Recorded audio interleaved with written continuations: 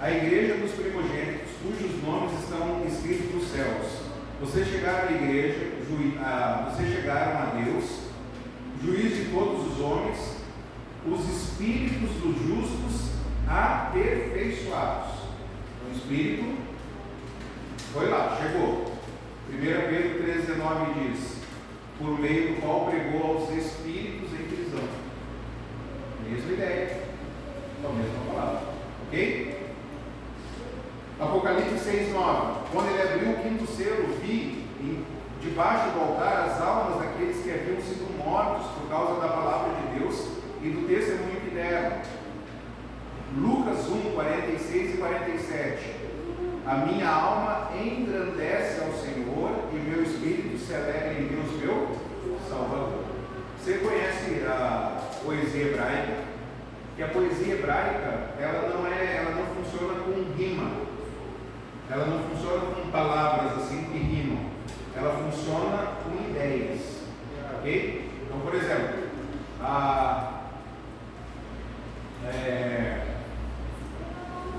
pegar aqui algum exemplo.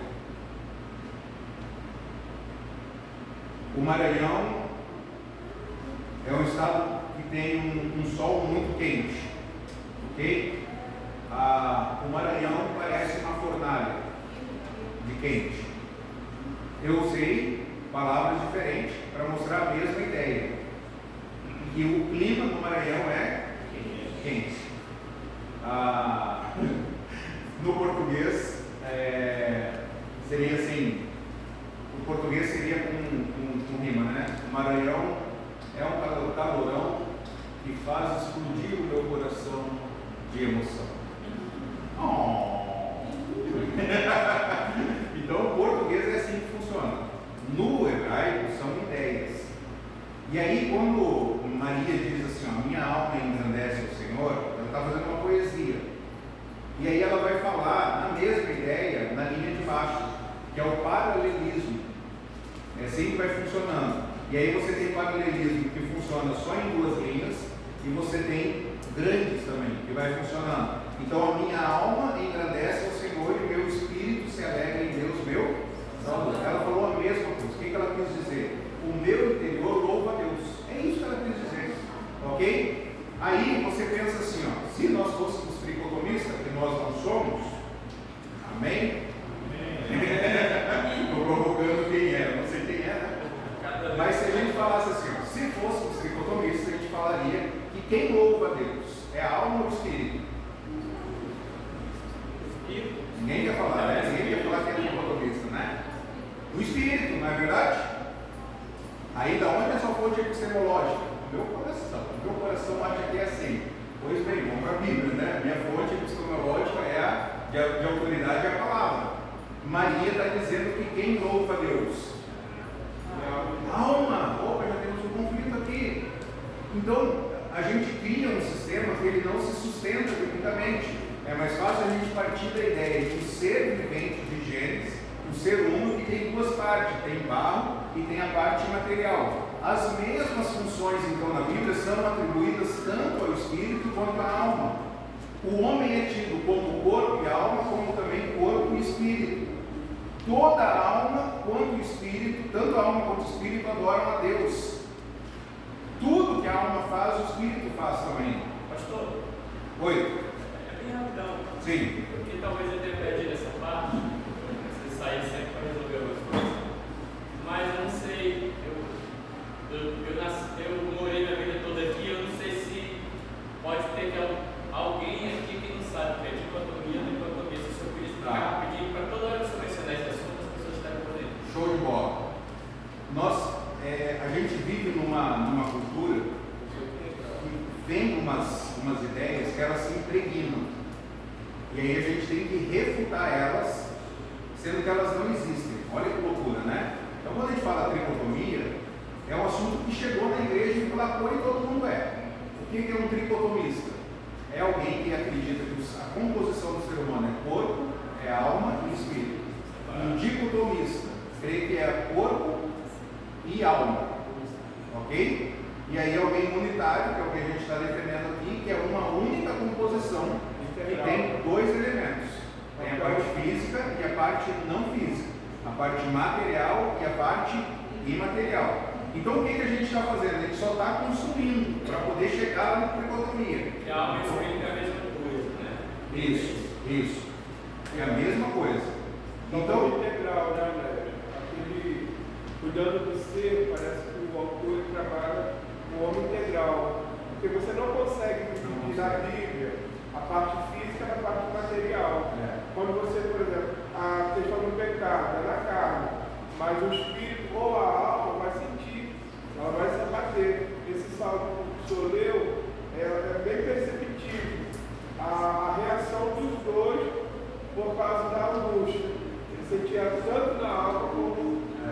Exatamente. Então, na morte, as Escrituras dizem que tanto a alma parte quanto o espírito parte. Ok? E aí a gente vai então a gente está consumindo. A gente vai responder a tricotomia. Tá bom? Respondendo a tricotomia. Em primeiro lugar,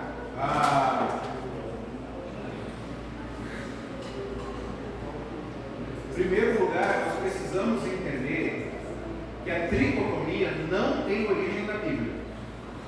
A tricotomia é um pensamento grego, platônico, que entrou na igreja através de Orígenes. Quando nós começamos a analisar Gênesis, nós vimos lá que o ser humano se tornou um ser vivente. E aí ele vai usando vários termos para se referir a essa parte material. Ora usa consciência, ora usa intelecto, ora usa emoções, ora usa vontade. Né? Ele vai usando vários termos para se referir a essa parte imaterial. Quando chega em Orígenes, grego, ele traz esse pensamento de tricotomia para dentro da igreja. A igreja se secularizando, parando de pensar biblicamente e aceitando o ensino do mundo, por exemplo, como autoestima.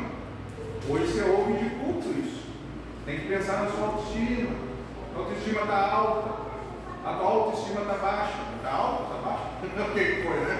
A autoestima, obviamente, se referindo à pessoa, né? Então, esse entendimento chegou na igreja. Aí as pessoas, lembra que a gente começou falando sobre aconselhamento bíblico, secular e cristão? Aqui dá um exemplo de aconselhamento integracionista, um aconselhamento cristão. Eu vou integrar um conceito da sociedade com aquilo que a Bíblia diz. Aí a pessoa ela vai para a Bíblia e ela pega lá, Tessalonicenses, por exemplo. Os economistas leiam junto comigo. Vamos lá. todo mundo, vamos lá. Que o próprio Deus da paz nos santifique inteiramente, que todo o espírito, alma e corpo de vocês seja conservado irrepreensível na vida de nosso Senhor Jesus Cristo. Teve irmão chorando agora. Está claro? Não está claro? Corpo, alma e espírito. Mas, queridos irmãos, o princípio de interpretação. Nós não devemos levar em conta a intenção do autor quando nós vamos ler os escritos dele? Sim ou não? Sim. Se você lê uma notícia da Carta Capital, a mesma notícia é relatada pelo, acho que é Brasil 247, eu acho. Não vai ter, não, o Brasil 247 é da esquerda também, né? Brasil sem medo. Ou Brasil Paralelo. Você lê Carta Capital esquerda, e aí você lê Brasil Paralelo, a mesma notícia. Eles não vão analisar a informação de forma diferente? Sim ou não? Sim. Porque você tem que levar em conta a intenção do autor ao escrever. Estamos juntos nisso? Sim ou não? E você vai ler romance, você está lendo romance na intenção que o autor está falando sobre romance. E assim é ficção, e assim é guerra, e assim, né, é história. Então você vai ler o texto do autor levando em conta a intenção dele. Eu vou te dar um exemplo bem claro. Quem é Maria para você? Quem é Maria? Maria quase matou seu marido com 2 facadas no coração. Quem é Maria? Assassina. Vamos olhar o contexto. Maria quase matou seu marido com 2 facadas no coração, ao dizer que bateu o carro e o laptop que estava dentro do carro foi destruído. Quem é Maria para você? Ela é assassina? Caveira. Você está entendendo? Quando você analisa o texto, você vai ter uma interpretação, vai ter que compreender o que o texto está dizendo no seu contexto e a intenção do autor. Você faz isso em qualquer lugar, você faz isso para vestibular. Você vai levar em conta a intenção do autor. Vamos agora para a Bíblia. O apóstolo Paulo, quando ele escreve 1 Tessalonicenses 5:23, qual é a intenção dele? É falar a composição do ser humano? Não. Ou é falar assim, ó, você como um todo viva de forma santa? Qual a intenção dele? Segundo, seja santo. Essa é a intenção dele. Em outras palavras, não importa as palavras que você usa, Paulo está falando, seja santo, ok? Aí você não está satisfeito ainda com essa explicação, né? Obviamente. Então, nós temos aqui a ideia da santificação como um todo. Hebreus 4:12, a palavra de Deus viva e eficaz, mais afiada que qualquer espada de dois gumes. Ela penetra onde dividir alma e espírito. As pessoas que são tricotomistas, é muito engraçado porque elas usam esse texto aqui, mas elas falam o quê? Elas só falam alma e espírito. Só que o texto continua dizendo o quê? Juntas e medulas. É o físico e material, juntas e medulas. E pensamentos e intenções do coração. Imaterial. Eles param ali. E aí, com base no coração deles, eles falam que pensamentos e intenções do coração está relacionado à alma. Mas não seria mais correto o autor de Hebreus falar também outras áreas aqui relacionadas ao espírito? Não seria? Ele não fala. Porque, de novo, a ênfase que o autor está dando aqui não é na composição do ser humano. A ênfase do autor aqui, ele está falando do poder penetrante da palavra. A palavra de Deus tem poder para entrar no desconhecido do nosso interior. Você já não fez algo que você não se reconheceu fazendo aquilo? Ou falou algo que você não imaginou que falaria? Fala, gente, eu nunca imaginei que eu faria isso. Nunca imaginei que eu faria isso. Eu não consigo me entender. Eu não consigo me entender as minhas emoções, os meus pensamentos. Eu não consigo. É isso que a palavra está falando. Eu não consigo, psicólogo não consegue, pastor não consegue, psiquiatra não consegue, médico não consegue, ninguém consegue entrar no seu interior e conseguir falar o que está acontecendo. Tem alguém que faz isso. Quem é que faz? É a palavra. Ela penetra ao ponto de dividir o indivisível. Dá para dividir a alma e espírito? Dá para dividir ele no laboratório? Está aqui a alma, está aqui o espírito? Dá? Porque é junto. Então a palavra tem poder de dividir o indivisível. 1 Coríntios da mesma forma, quem não tem espírito, né? É quem não se submete. Quem não se submete à influência do espírito. 1 Coríntios 14:14, se ora em uma língua, meu espírito ora, mas minha mente fica infrutífera. O que Paulo está querendo dizer? Que às vezes algo não físico atua independentemente de ter-se consciência do modo como atua. O que é isso? Tem horas que está acontecendo algo dentro de nós que a gente não consegue entender o que está acontecendo, que o mundo chama isso de subconsciente. O que está acontecendo dentro de mim? Cara, eu não sei, cara. Está muito louco isso, né? Então é o nosso interior. E aí você tem, beleza, tricotomia. Deixa eu até tomar uma água aqui. Tricotomia, corpo, alma e espírito, certo? Segunda tricotomia, então, nós temos aí corpo, alma e espírito. E aí a gente quer forçar a Bíblia, para a Bíblia dizer isso que a gente quer. Mas, gente, olha só, grande mandamento. Respondeu Jesus: ame o Senhor seu Deus de todo o seu. O termo aqui é corpo, alma e espírito? Não. Ame o Senhor de todo o seu coração, de toda a sua alma e de todo o seu. Cadê o corpo, alma e espírito? Não seria mais justo, correto, fácil Jesus falar, se nós fôssemos 3 partes só, Jesus falar, ama o Senhor teu Deus com todo o teu corpo, toda a tua alma e todo o teu espírito? Não seria mais fácil? Jesus fez isso? Não, por quê? Porque Jesus não está preocupado com essa terminologia. Jesus está falando, ame ao Senhor com quem você é. Você é o quê? Você é um ser vivente. É isso que você é. Você é um ser uno que tem o barro, que tem a parte material, que são juntas, elas atuam juntas conforme todos aqueles textos que nós lemos, Então ame ao Senhor. E aí, para complicar quem é dicotomista, Jesus não usa corpo e espírito, mas Jesus traz mais dois elementos aqui.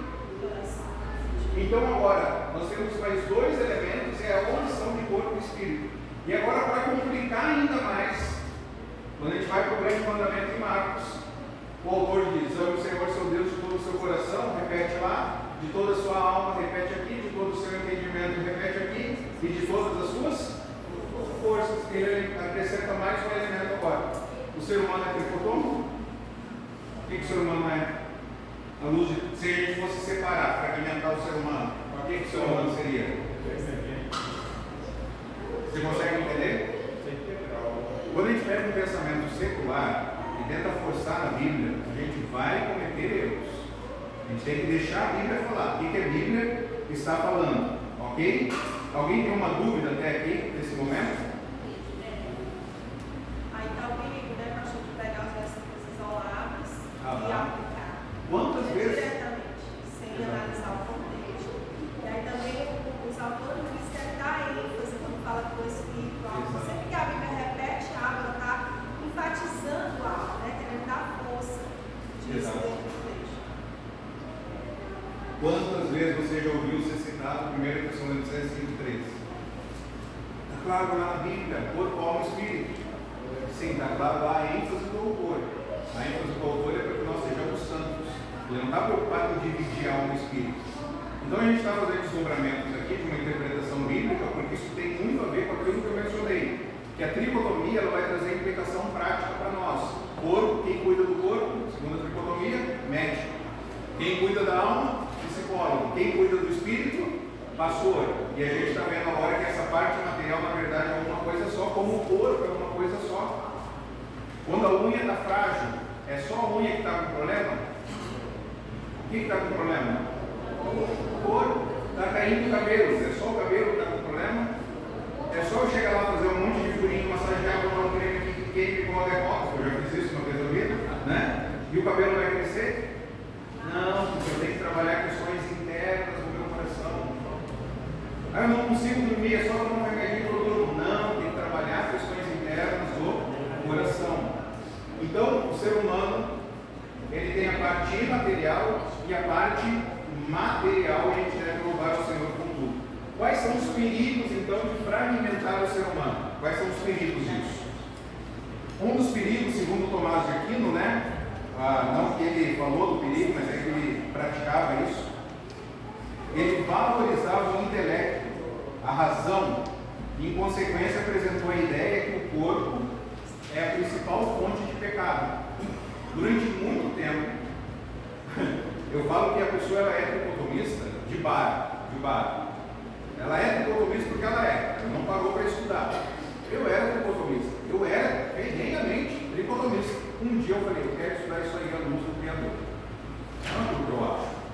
Eu quero estudar a luz da palavra. Me debrucei, todos os textos que a gente está vendo aqui, outros que a gente vai ver mais a fundo ainda, a gente fruto do estudo pessoal que eu fiz. Tentar entender quem era o ser humano, como que ele é. E aí, quando a gente olha para a parte matéria, se a gente é dicotomista, talvez a gente vai achar que a matéria é má. Eu tinha esse pensamento. Estou falando que todo dicotomista tem. Poderia ser um dicotomista meia boca, porque eu achava que o corpo era a prisão da alma. Então, quanto mais cedo eu fosse para o céu, melhor, porque esse corpo aqui, esse tabernáculo, está me impedindo de desfrutar a vida plena que é em Deus. E aí, quando a gente vai estudar, é que a vida ela não se limita ao momento da morte. A vida, desde o momento que a gente foi gerado, nós não morreremos mais. Com Jesus nós viveremos com Ele para sempre. Então nós vamos viver para a glória de Deus, estando nesse tabernáculo aqui, ou não. Então, o Tomás de Aquino, ele supervalorizava o intelecto e via aquilo que é o corpo como essencialmente mal. E aí teve uma doutrina dos gnósticos, que entrou na igreja também, que considerava a carne má. O espírito é bom, a parte material é boa, mas a carne é má. Então esse é um perigo de tentar fragmentar. Um outro perigo é que os semi-pelagianos eles afirmavam que o espírito humano não havia caído. Porque o espírito humano, segundo o tricotomista, é a parte que se relaciona com Deus. Ok? quando a gente fala espírito humano, a gente não está falando Espírito Santo, corpo, alma e espírito, segundo o tricotomista. E aí, segundo essa linha, o espírito que se relaciona com Deus. Qual que é o perigo disso?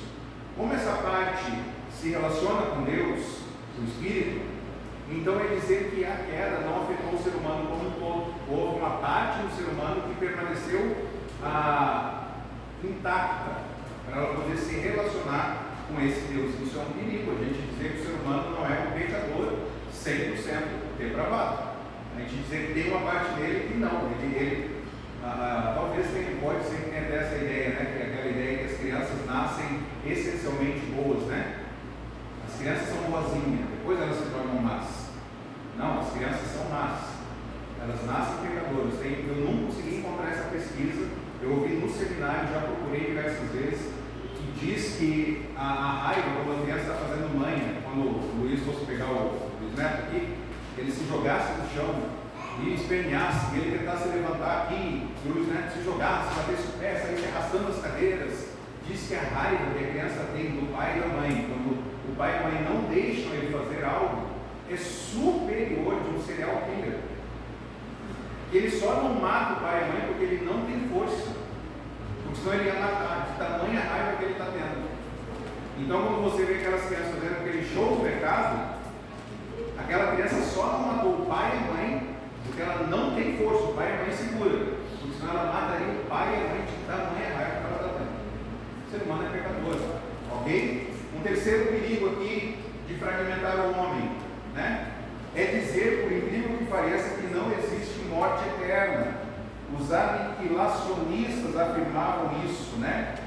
Que o homem, quando perdeu o elemento chamado espírito, ele vai reaver através da regeneração. Portanto, apenas os regenerados vão viver para sempre. Então eles disseram, como houve queda, o ser humano perdeu o espírito. E ele vai reaver esse espírito na ressurreição. Então quem não é salvo, quem não recebe o Espírito Santo, ele vai deixar de existir. E nós queremos isso?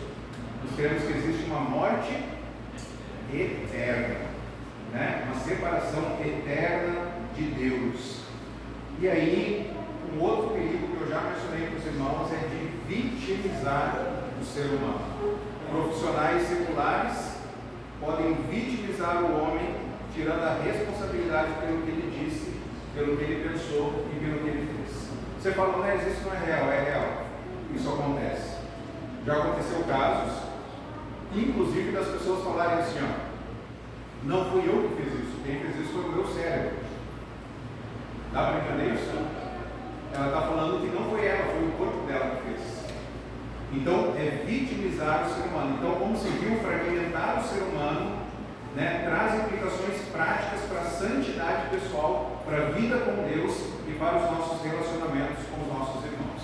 Então, nós caminhamos até aqui, alma e espírito são juntos, são uma coisa só. Há um perigo de a gente tentar fragmentar isso, né? E essa desassociação ocorre no momento da morte. Quando Deus criou o ser humano, uma coisa só. Quando nós morrermos, vai haver uma desassociação. E quando acontecer a ressurreição, o corpo será glorificado e a nossa parte imaterial vai se unir novamente e nós veremos como um ser vivente para todo sempre. Ok? Então, para nós concluirmos aqui e irmos, o ser humano foi criado à imagem de Deus, conforme nós vimos. Só um texto aqui muito importante, Tiago 3,9, sobre isso. Último texto agora, almoço. Oi? E como lidar com essa afirmação de quando alguém faz algo, né? A pessoa foi movida por um surto. Sim. É o interior dela. Quando ela está em crise, não adianta a gente tentar conversar com ela está em crise. A gente tem que acalmar ela. E aí talvez até a medicação vai ser útil nesse momento para que ela se acalme. E aí depois do aconselhamento a gente vai tentar entender por que ela teve o surto. Não adianta a gente focar no surto. A gente tem que entender por que ela teve o surto, né? Por que ela entrou em crise, por que ela se desesperou, por que ela agrediu, por que ela se saltou do prédio. A gente vai tentar entender o mães, quais foram as escolhas dela. Algo muito interessante, irmãos, que é apresentado aqui nesse livro, eu acho que acabou, não, acho que está aqui, não sei se está aqui, Hábitos Escravizadores. Ele trabalha, esse aí, Hábitos Escravizadores, ele trabalha, muito obrigado. É muito interessante o título, né? Hábitos e escravizadores, né? Então, nós temos hábitos que vão escravizar, eles vão gerar dores. Ele trabalha com alcoólicos anônimos, ele fala aqui nesse livro, trabalha com viciados, né? Alcoólatras, e algo muito interessante que ele fala nesse livro aqui. Por exemplo, alguém que está alcoolizado, quem que é responsável pelo que ele está fazendo? É ele, não é? Adianta eu tentar tratar ele quando ele está bêbado? A gente foi indo para casa ontem e tinha um cara lá dançando na rua sozinho, né? Adianta a gente chegar com ele, sentar e ele falar, vamos ter um aconselhamento que eu vou te ajudar agora e ver para a glória de Deus. Vai dar certo? Não vai. Então ele é alcoolizado, ele ficou violento, ele bateu, ele agrediu, etc. Ele vai falar, isso não é culpa minha, isso é culpa do álcool. Aí é muito legal que ele fala desse livro aqui, ó. O cara ele está viciado, ter um vício não aparece na Bíblia, escravidão aparece.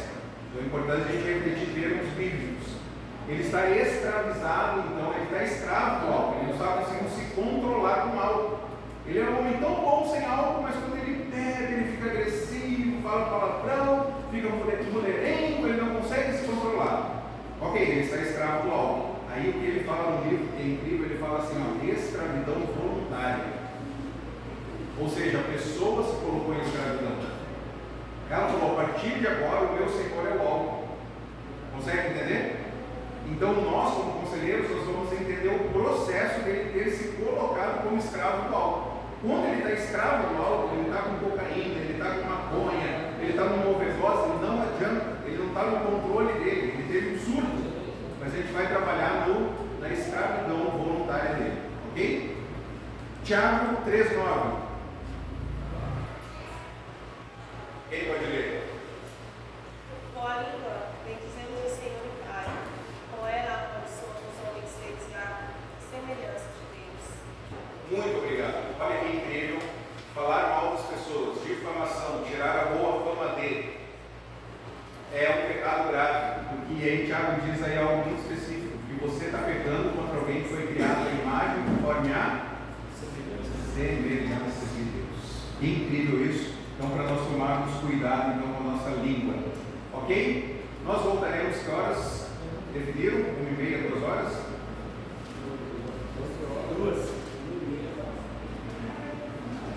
1h30, pastor, para adiantar meia hora. 1h30 nós voltamos. 1h30 eu faço o sorteio de novo. Tinha umas 6 pessoas só aqui, e aí uma lá ganhou o livro, tá bom? 1h30